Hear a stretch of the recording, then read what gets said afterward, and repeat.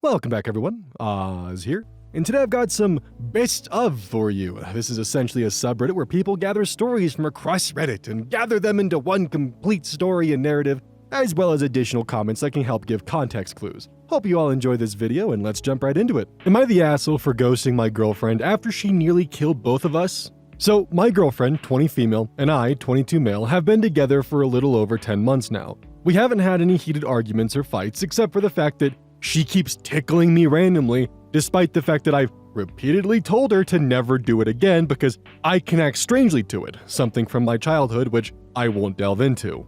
Now, to get to the current situation. This week, I've had my car returned from a paint shop and some major look changes, and I was really satisfied with the results. So, I took a day off work and took my girlfriend on a short trip outside the city. We drove to a lake, ate some food, and relaxed for a couple of hours until it got pretty dark, and we decided to head back home and get some sleep, as I had to go to work the next day and she had an exam. On the way home, I started talking about how happy I felt with how the paint job turned out, and out of nowhere, she starts tickling me. I pushed her hand away and told her to stop. Then, she reached for my ribs with both hands and got me swerving off the road. Thankfully, nobody was hurt, although my car got some deep scratches, but that doesn't even matter anymore, as I already slowed down after her first attempt to tickle me. I will admit that I told her, "What the fuck is wrong with you?" as soon as we stepped out of the car and she started crying. But I couldn't care less, as I felt as if my veins were about to pop. When we got home, I told her to pack her things and go to her best friend, but she threw a tantrum and begged me to forgive her for a little mistake. I didn't say a word. I simply stared in disgust and pointed to her luggage. After her friend picked her up, I tried to get some sleep, but my mind was racing, so I barely got any rest. This happened on Tuesday, and she's been blowing up my phone ever since, but I haven't answered any calls or texts and just blocked her. This led to my friend coming to my house and telling me to at least hear my girlfriend out, but I've told her to fuck off and leave me alone, which made her tell me that I'm more in love with a car than with my girlfriend.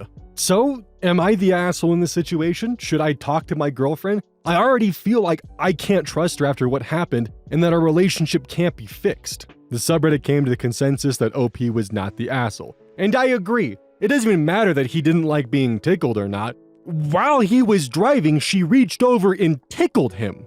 That is horrendous. And that could have killed both of them right then and there. Relevant comments. OP clears up the fact of what happened while he was driving. I feel I should clarify this. The car is already in the process of getting fixed. It was never about that. What led to my blowup was the fact that she did such a stupid thing while I was driving at night and didn't stop after her first attempt. I would not have had such a reaction if she tickled me in a safe environment. In any case, I really appreciate any opinion, as I feel I have to make a decision about what will happen pretty soon. Additional comments from users. User Zanif posts, "I would say you're more in love with being alive than being with your girlfriend. Not the asshole. It's 10 months, not 10 years. Pete Penguins commented, "Not the asshole. She's a fucking idiot. It wasn't just a silly mistake. You don't mess with someone while they're driving, period. You've also told her time and time again not to tickle you, and she refuses to respect that boundary to the point of putting you and everyone on the road around you in danger. She can fuck right off, in my opinion." Update, June 28th, 2024. So the past couple of hours have been insane, honestly. Before the actual update, I just want to sort some things out. I've seen people talking about this post being rage bait or fake. Honestly, I wish it was, but I actually needed to hear some opinions on what happened. Some people talk about me having anchor issues. This is not true at all. I never snapped at her like this for tickling me, let alone hitting her or anything like this, but in the rage of the moment, I couldn't keep my mouth shut. I might consider myself to be a calm person, but that doesn't mean I will laugh and giggle through stupid stuff. The actual crash happened at a speed that could have killed us if I swerved in the wrong direction. I was driving on a country road and could have frontally hit a car coming from the other direction, as the speed at which the crash happened was around 40 miles an hour or 65 kilometers per hour. The tickling part in the childhood trauma I've mentioned to my now ex-girlfriend around 3 months into our relationship, but as many pointed out the obvious, I wasn't dating the sharpest tool in the shed, and it took me a while to realize it, so I guess I might be a bit dumb as well, lol. I think I may have misused the term ghosting. In my head, telling her to get out of my house was already a clear sign of our relationship status. Now, to the actual update. After reading nearly all the comments, I took the decision to send my ex a message where I told her where we should meet face to face. Some people suggested that I should file for a lawsuit, but My ex is still in uni and her parents can barely afford helping her. She obviously has done an insanely dumb stunt, but I don't want to punish her parents for it. The car is in the process of getting fixed and I can afford it without major financial issues. And on a side note, anyone who suggests immediately that you should just sue them for it, they have never been through the legal system or dealing with a lawsuit. Either that or they just enjoy self-pain and have money to burn. You'll probably spend more in the lawsuit trying to actually get your money back than you would have actually just paying for it in the first place. That's the unfortunate circumstance of things. Anyway, still, I took screenshots of her messages in order for me to have some proof in case the situation escalates. So we met earlier at a coffee shop. She looked as if she'd been crying for a long time, but it didn't change my mind at all. What shocked me was the fact that she leaned in for a kiss when she saw me, as if nothing happened. I stopped her and told her that we need to have a serious conversation. I explained that what happened wasn't because of the car itself, but because of her disrespecting my boundaries and not thinking for a second about what might happen if she did that thing. Besides that, I also felt disrespected by the fact that her best friend came knocking at my door to demand things, despite not having any rights to do so, which led me to ask my ex if she told her best friend the truth or if she lied about the situation. She said that she only told her friend that we had a small car crash and I'm pissed at her. Hearing that made me feel disappointed as hell, but I did my best to remain calm. I told her to tell the real story to her friends and family, and she raised her voice and told me that I'm accusing her of being a liar, something that led to a 15-minute discussion about how the crash was solely her fault and how she put our lives at risk. I asked her if everything's clear to her about our situation, and her response was, "Yep, 100%. Can we go home now?" That honestly shocked me. I told her that there's no way we can get back together, and I suggested that she should be more careful and considerate with her future partner. Her reaction was all tears, shaking, begging me to reconsider my decision, but I just can't look at her the same. I explained again that for me, it wasn't a small mistake she made. It was a full-on stupid decision that shouldn't be done by an adult, as it could have resulted in something deadly. She just thinks I'm exaggerating, and this back and forth argument led her to asking if there's someone else in my life and I'm just using the accident as an excuse. I denied and told her that she's too selfish to even realize that she broke my trust and disrespects me by saying this crap. I left the coffee shop feeling like I've been talking to a wall, but at least I can't say that I didn't try to have a conversation. An hour ago, her mom texted me asking what happened and I told her everything. I said that I didn't want any money from them, but the only thing I'm asking is for my ex to keep her distance from me. She apologized for what her daughter did and wished me all the best. As for her friend, from my understanding, she just came to my house without talking with my ex on whether she should do it or not. So I guess she just tried to be the main character in this whole story. Right now, I'm preparing for work, but my chest isn't heavy anymore. In case anything will happen in the future, I'll keep everyone updated, but I hope it won't be the case, lol. Thank you for helping me navigate this weird situation, and thanks for all the kind messages. Hope everyone stays safe. Edit. Sorry if this wasn't the drama-filled update some people might have expected, but I came here with the desire to get some perspective on my situation and be as transparent as possible. I never intended to post this story for votes or anything like that. Additional information from OP, a timeline regarding the car crash. Every detail of the story happened during the last 4 days, but to give an exact order of how things happened: 1. Car crash. 2. Broke up. 3. Friend came over. 4. Sent car to shop about 6 hours before the original post. 5. This morning we met at a coffee shop around 10 a.m. and then her mom texted me. OP shares pictures of their car. Sure thing. Oh, it's an E39! The E39 was the sibling to the E46. Basically, when they released the 5 Series of that generation, it had the same body kit style, but, a little bit longer because it's the 5 Series compared to the 3 Series. My first car was an E46, so I completely understand why he loves the E39 so much, because that generation of BMW was actually really fucking good. Sorry about the tangent. Relevant comments. King Shadow Sloth. Redditors really just say whatever they feel is correct with no knowledge. There's really nothing here that will get an RO. Good grief. I assume he means restraining order. Was about to mention that given the current situation, I can't really get an RO. In the case she'll pull a crazy stunt in the future, an RO will be the first thing I'll get my hands on, but there's hope that it won't come to that. Tons of funky. If she took full responsibility and apologized during your face-to-face, would you have reconsidered, or was it done at that point? Hard to say. Maybe I could have respected her more if she took accountability, but I feel like at this point there's more to the breakup than just the crash itself. Celtic Muse Books. Info. Was there alcohol involved in your picnic? Nope, stopped drinking 2 years ago and my ex isn't a drinker at all. I think OP made the right decision here and the right call, because if it happened once, there's no telling if it would happen again. And considering that she didn't fully understand the scope of what she had done, I do think it would be reasonable to state that something like this could happen in the future. Maybe not exactly this scenario, but something similar that could lead to both of them getting killed in a horrific accident. And as someone who is intimately familiar with the vehicle at hand, not the exact model, but I had a car from the same generation, those are very fun to work on, and it would be a damn shame if that ended up in the scrapyard. Just by even looking at the headlights, I can tell that he really loves this car. And as another note, I even left a comment on the main post about this, and if OP sees this, that's even better. If your BMW still has Takata airbags, get those swapped out ASAP. There was a huge recall scandal back in the early 2000s because one of the cars that got into a car accident, essentially the airbag inflator erupted and created a mini shrapnel device when the airbag went off. Not good! I, 32 female, just discovered my husband, 34, of 6 years is a Reddit troll. And I'm pregnant. Oh boy. He left the browser open on our laptop after he went to work this morning. I go to work after, so I usually hop on and do my own things on my real account. Today, however, I was disgusted at what I found. My husband is a troll. A really fucking nasty troll. He leaves horribly mean comments to all kinds of people. They're filled with racial slurs, awful insults, he tears into fat people, ugly people, etc. He loves to troll around places like r/progress pics to discourage people, etc.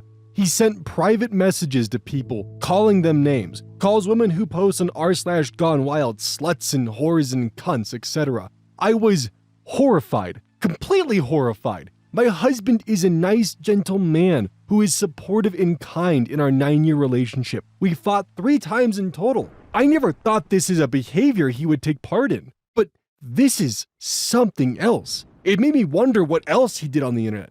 So, I looked at the browser history to find him also harassing teenagers on Tumblr, telling them to kill themselves, calling cute girls ugly and fat and stupid, etc. It horrifies me to think this was the man who could be raising our daughter with me in a few months.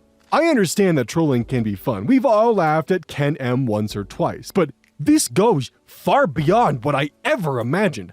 I don't know how to look at him. I've lost respect for the man I looked up to and admired.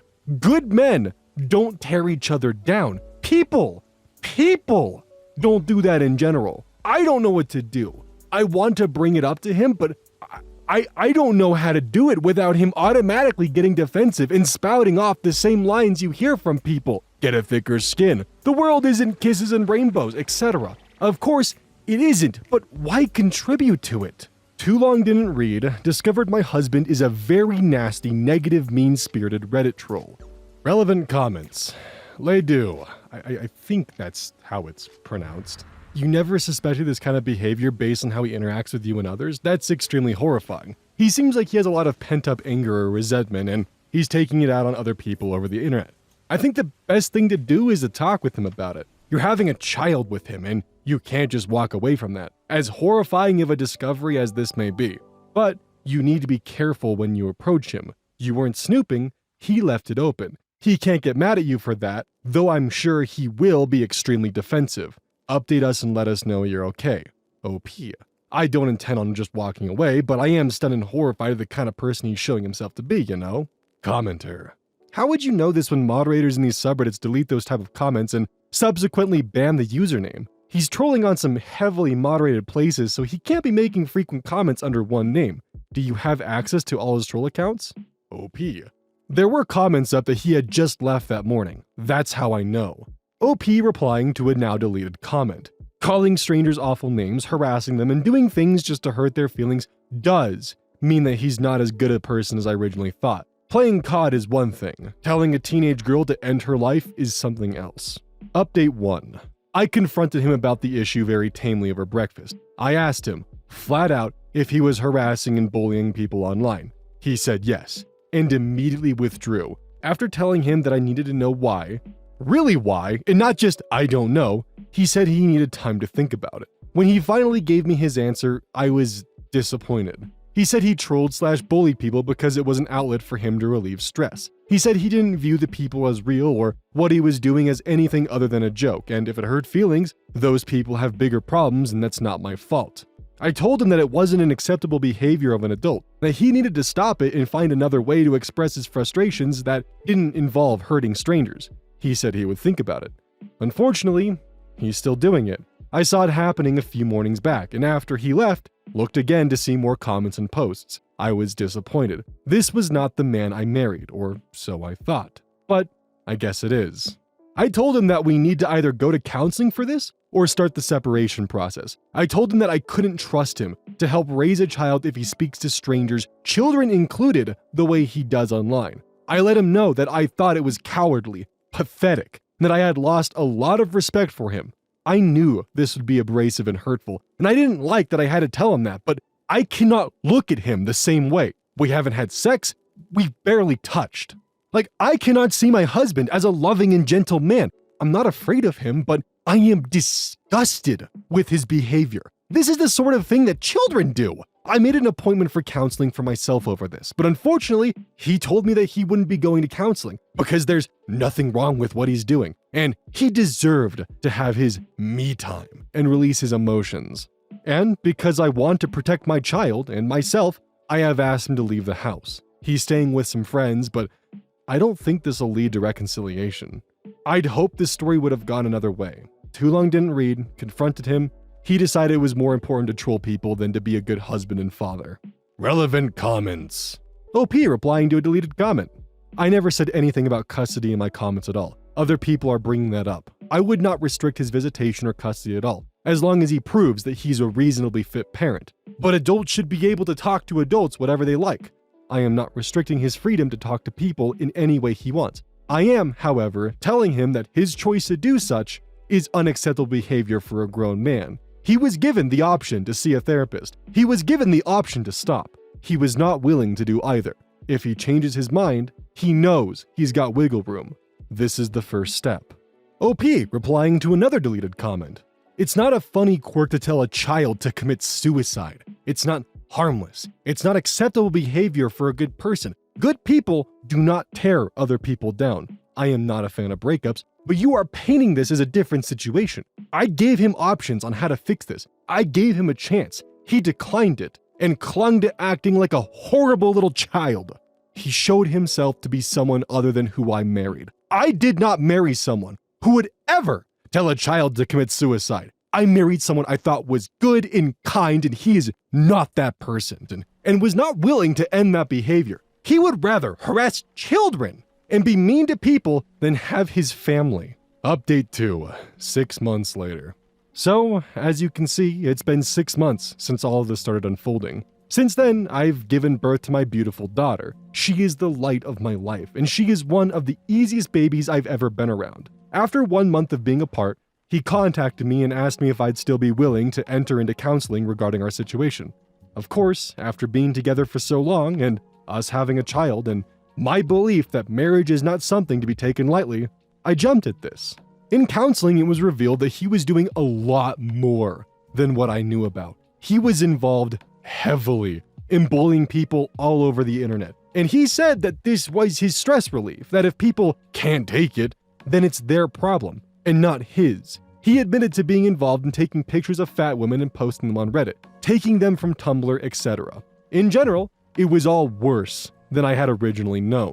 He moved to also doing individual therapy. While still not living at home and us not meeting elsewhere, he started to put his efforts elsewhere. He picked up a few new hobbies to release his tension too. He then decided that he would stop and we would slowly merge our family together again. I was feeling happy, ecstatic really, that my daughter would have the life she deserved. But unfortunately, he's still at it. After 3 weeks of being together and our lives seeming normal, I discovered from his friend that he was still harassing and bullying teenagers, fat women, etc. I have reason to believe that he is one of the individuals who bullied Leela Aklorn, as well as a few other trans teenagers. It broke my heart and solidified my decision. I tried to have one more counseling session to really get through to him, but he defended his actions as just the internet and not a big deal. Still. As of February, I filed for divorce. It broke my heart. And I wish there had been another way, but that's the end of the story. I can't be in a marriage with someone who is so cruel to children. I can't. My daughter and I are moving to a smaller house, closer to my family. She will be raised around many, many people who love her already. Too long didn't read, husband decided to try to make it work, but he couldn't give up bullying and harassing teenagers. Fuck, man. God damn. There is a non-zero chance at this point in time that man actually has blood on his keyboard. And I wish I was being dramatic. Every word said on the internet can have consequences, and you could catch someone on the worst of days and be the final nail in the coffin for them, and they will make the worst decision of the rest of their life. And I know that some of you might say, oh, just use the block button. But people like this, people who are this obsessed with harassing and making people's days worse, will avoid the block button by simply making more accounts, more emails, more spam, more garbage to fuel their bullshit. That's just how they operate. And God forbid your Reddit username or your Tumblr username is the same name as your Facebook or just other accounts in general, because guess what? Throw that username into Google and now you've got their Tumblr, their Facebook, their emails, their YouTube channel, their Twitter, everything. And it will not stop just on Reddit. It'll continue and it'll get worse and there's no escape. So no, it's not as simple as just using the block button sometimes. A 15-year-old isn't going to understand why their TikTok, Reddit, and all these other accounts they have are suddenly flooded by one specific person who is hell-bent themselves into making their life worse because they don't see them as a person. OP was 100% in the right to leave her husband over this because who fucking knows what kind of parent he would have been. I've lost people in my life because of this kind of fucked up behavior. And if you decide to side with the husband over this because they should grow thicker skin, get the fuck off my channel. Am I the asshole for banning my 5-year-old sister from my wedding unless she gets therapy before the wedding?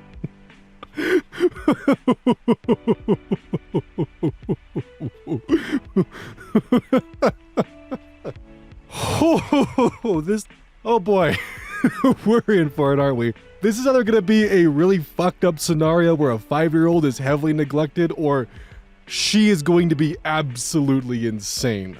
I just want to start off by saying that I, 24 female, love my baby sister more than anything in the world. I drive a 3-row car because I was able to fit her and my older siblings, 9 female, 7 male, and some of their friends. My fiance and I watch the kids after school every day, and they spend the night with us 2 to 4 days a week. My fiance is great with kids, and they adore him. My fiance proposed 6 months ago, and when he told the kids, the older 2 were excited, but Evie, the 5-year-old, was furious. She started crying and hitting me because she wanted to marry him, and if I marry him, she can't. Oh, she refused to speak to me for almost a week, and now she's mostly okay, but she gets mad at me and starts crying and hitting me anytime she sees me kiss him. Oh no, please tell me she doesn't want therapy because a 5-year-old has a crush. She was supposed to be our flower girl, but I really don't think she'll be able to sit through the wedding without some kind of outburst. So I called our dad, told him about all of this, and said that she won't be allowed to attend the wedding unless she starts seeing a therapist before the wedding. The wedding is in September, so he has a couple months to get her in therapy. He's saying she doesn't need therapy. She's just a 5-year-old with a crush on my fiance. I'm overreacting, and she won't forgive me if I exclude her from the wedding. Am I the asshole for banning her unless she gets therapy? Edit, we have tried everything. We've talked about her behavior, her feelings, that what she's doing isn't acceptable, that my fiance will still be in her life, but nothing helped. She goes to timeout right when she starts hitting and kicking. She loses toys, she's left outings early, and my fiance refuses to play with her after because he doesn't play with anyone that hits. This is not normal 5-year-old behavior. There is nothing else we can do. We will not hit her, and to everyone saying her parents need to parent, how do you suggest I do that? They'll neglect the kids whenever they have them full or part-time. Okay, full stop real quick. While I joked about the whole 5-year-old needing therapy thing, I do think the 5-year-old probably needs therapy as well as the other kids in that house, but not for the reasons stated. I think there's something else going on in that household that's leading to this, and I almost feel bad for laughing, but the circumstances of what was being brought up was kind of comical But unfortunately, OP's actually revealing there is a lot more under the hood than I don't even think they realize. So let's continue.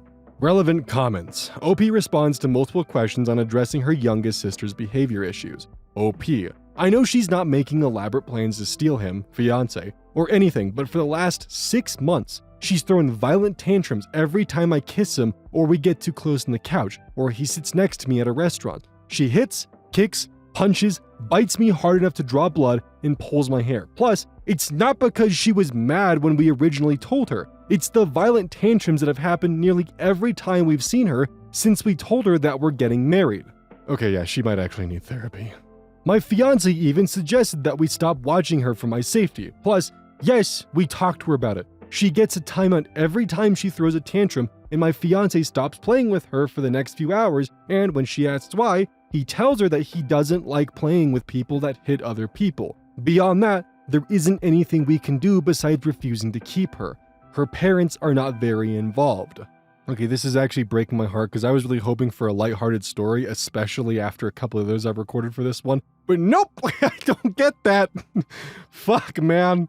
She really should have prefaced this behavior more thoroughly in her main post, because this is wild, and I can't believe I'm actually agreeing with this, but yeah, that 5-year-old does need therapy. Holy shit.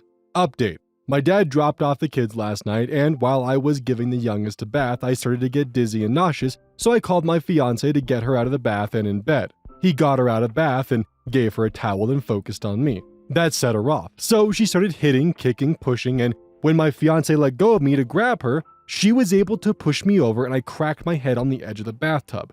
It was a mess. My fiance called 911 on his phone while using mine to call my dad to get the kids. I hurt my head and neck and will be in the hospital for the next few days.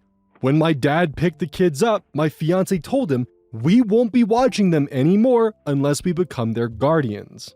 I feel horrible because I thought this was going to be kind of cute at first and just be like, oh yeah, she's just a little uncomfortable with the fact that her younger sister is jealous. There's not really a problem here and it might just be a bit of an overreaction. But nope, turns out there is some severe child neglect going on here and there is a lot more to this. And I feel horrible. But I'm keeping it in because if I got bamboozled by this, you probably got bamboozled by this. Unless you were familiar with the story. Anyways, relevant comments. OP responds to if her dad and his wife take care of their kids besides herself. They don't take care of the kids. My fiance and I did when they stayed with us, and the 9-year-old does it when they're at my dad's house. Cool. Parentification of a 9-year-old. OP on her younger siblings' living situation at their home. The kids are pretty much neglected at home. OP on her budget and if she's able to take care of her siblings. My fiance and I can afford to take care of them. Right now, the kids and I are all on my dad's health insurance, but my work offers great health insurance if we need it. Therapy is included in both health plans. We were able to purchase a house by ourselves, but we were looking at 2 to 3 bedroom houses or condos, and his mom thought something like 4 to 5 rooms in a good school district would be better in the long run, so we wouldn't have to move when it's time to start growing our family. Those houses were out of our budget, so as our wedding present, she's helping us get the bigger house. OP clarifies the relationships between herself and her younger siblings and why she was taking care of them. Because they're not my kids, they're my half-siblings that I've been taking care of. We have different moms. Their mom doesn't seem to want anything to do with the kids if she can't get cute pictures for her Insta. Dad has never been very involved. I can only hope that they can actually become these children's guardians in the near future because they actually need a parent in their lives because it's obvious they don't have that. At first, I thought this was going to be a really cute post about someone who was definitely overreacting about a 5-year-old's crush, but instead it turns out that CPS needs to get involved because the parents are just neglecting the kids and the whole 5-year-old needing therapy was a Trojan horse for, hey, you should actually probably get CPS involved. Oh, this got really dark and really grim, and I feel really bad. And I really do think that her and her fiance becoming the guardians of these children is probably the best option in this scenario. It is not a wonderful and terrific option because they are kind of sacrificing a future of having kids because they now have to take care of these ones. However, this is far better than them going through the foster care system. The foster care system, from what I understand, is a bit of a dice roll. You can either be very lucky and have very loving parents, or end up with someone who just has you in their home for the tax credit.